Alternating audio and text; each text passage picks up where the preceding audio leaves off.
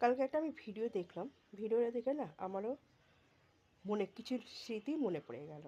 তার সেই স্মৃতির মধ্যে একটা স্মৃতি আমি তোমাদের কাছে শেয়ার করছি।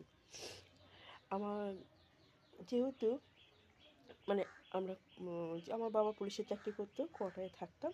তা আমার এক বান্ধবী ছিল। তা আমরা প্রথমে আগে একটা জায়গা ভাড়া থাকতাম। আর এখন যেরকম মানে কোয়ার্টার পেয়ে যায়, অ্যাপ্লিকেশন করলে কোয়ার্টার পেয়ে যায়, বুঝলে? অ্যাপ্লিকেশন না, অ্যাপ্লাই করলে কোয়ার্টার পেয়ে যায়। তা তখন আহ, আমরা পেয়ে গেছিলাম। আর আমার এই বান্ধবী, মানে আমরা একদম ভাড়া বাড়িতে যখন ছিলাম কোয়ার্টার পাওয়ার আগে, খুবই ছোট আমরা, বুঝলেন? মানে সবে হয়তো কথাও শিখেছি কিনা মনে নেই, মানে মনে আছে যে আমরা খুব ছোট ছিলাম। তা আমরা সব এক এক জায়গায় থাকতাম। এবার ওর বাবা মানে যখন কোয়ার্টার পেল, সেটা একটু দূরে, মানে আমরা যেখানে থাকি সেখানে পাইনি, অন্য কোয়ার্টার পেয়েছে। তা ওরা সেখানে চলে গেছে। এবার যখন মানে আমার মা যেত ওদের বাড়িতে, আমি না ছোট্ট করে একটা ছোট কাগজের মধ্যে আমি চিঠি লিখতাম। লিখে আমি মাকে বলতাম, মা এটা ওকে গিয়ে দেবে। আমি এখানে নামটা উল্লেখ করছি না।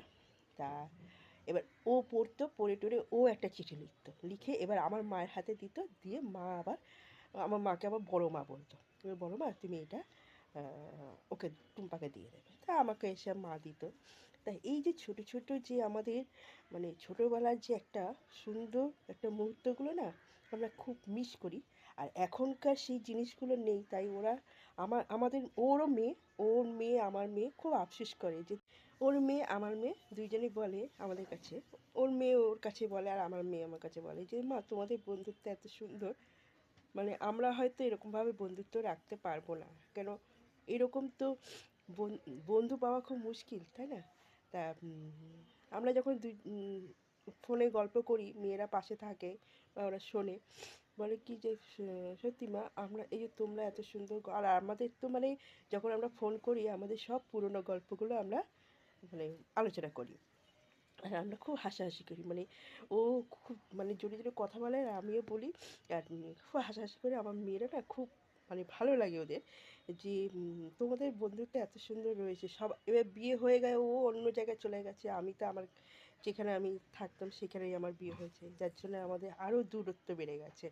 তাই খুব কম আমরা সময় পাই যখন আমরা ফোনে গল্প করি, অনেকক্ষণ গল্প করি। তাই এরকম কাদের বন্ধু আছে একটু বলো।